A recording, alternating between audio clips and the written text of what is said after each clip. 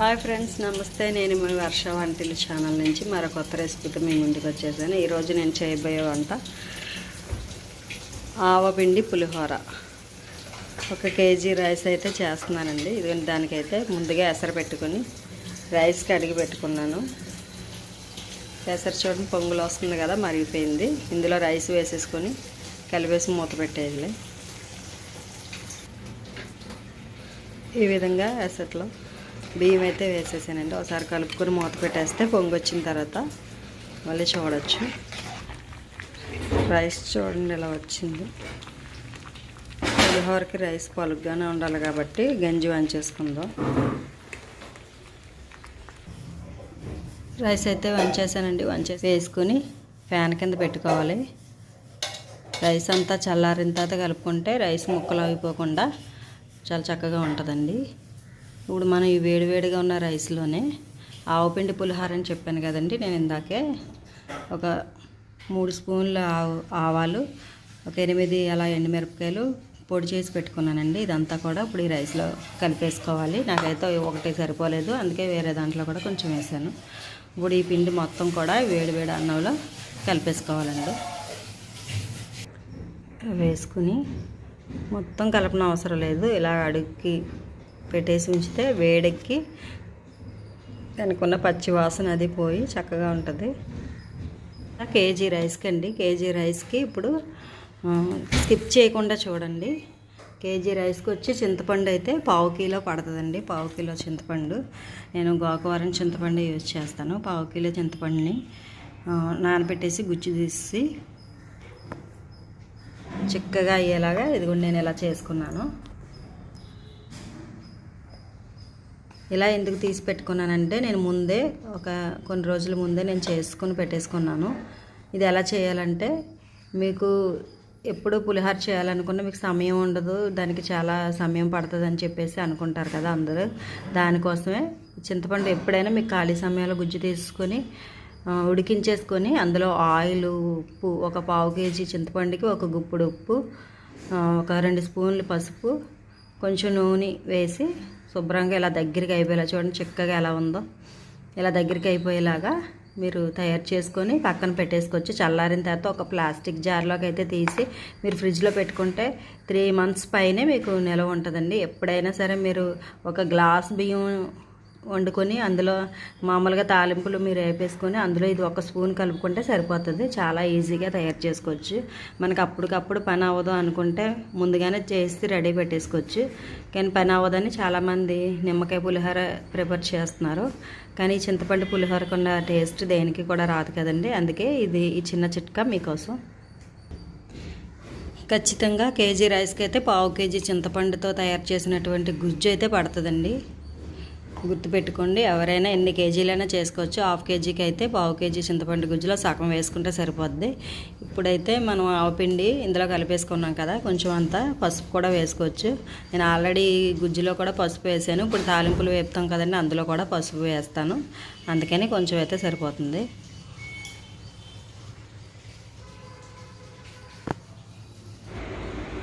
ఇప్పుడు తాలింపులు వేపుకుందామండి.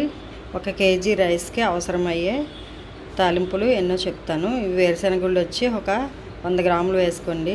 శనగపప్పు వచ్చి 50 గ్రాములు, ఆవాలు వచ్చి ఒక 25 గ్రామ్స్ అయితే సరిపోతుంది. మీకు స్పూన్స్ లెక్క అయితే ఒక 3 స్పూన్లు అయితే సరిపోతుంది. ఇది కూడా ఒక 3 స్పూన్లు సాయమినపప్పు.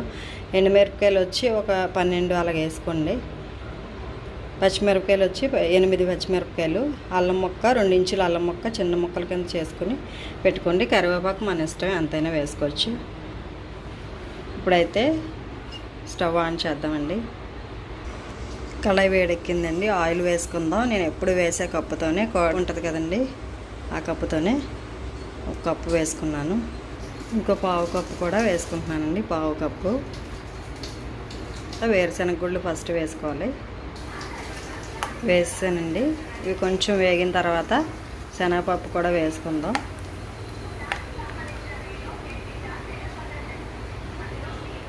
ఇది నువ్వుల నూనె అండి, గానుగ నూనె, అందువల్ల ఇలాగా నొరగ వస్తుంది. మీ ఇంట్లో నువ్వుల నూనె లేకపోయినా పర్వాలేదు, మామూలు సన్ఫ్లవర్ అయినా వేసుకోవచ్చు, ఏ ఆయిల్ అయినా వాడచ్చండి. నేనైతే మా ఇంట్లో అవైలబుల్గా నువ్వుల నూనె ఉంది, నేను అదే యూజ్ చేస్తున్నాను. ఫ్లేమ్ మాత్రం సిమ్లోనే ఉంచుకోండి, సిమ్లోనే బాగా వేగాలి.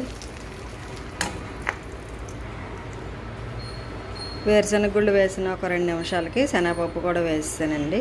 ఇది వేసిన 2 నిమిషాలకి సాయమినపప్పు కూడా వేసుకోవచ్చు, ఆవాలు కూడా వేయచ్చు.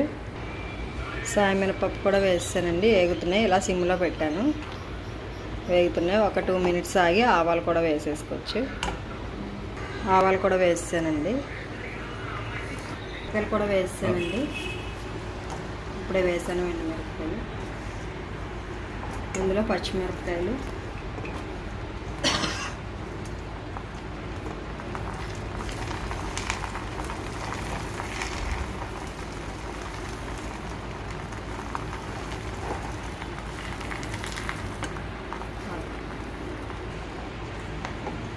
వేగినాయండి.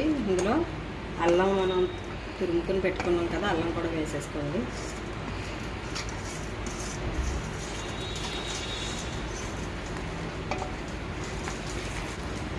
ఇందులోనే కరివేపాకు కూడా వేసుకున్నామండి.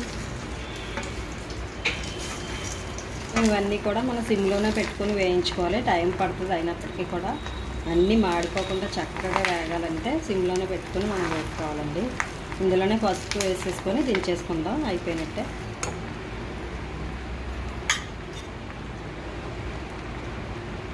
ఒక స్పూన్ వేసుకోవచ్చు, అంతేనండి. దించేసుకొని రైస్లో వేసేసుకుందాం. అయిపోయింది. ఇందులో కొంచెం అందులో కొంచెం వేసుకొని కలిపేసుకోవడం.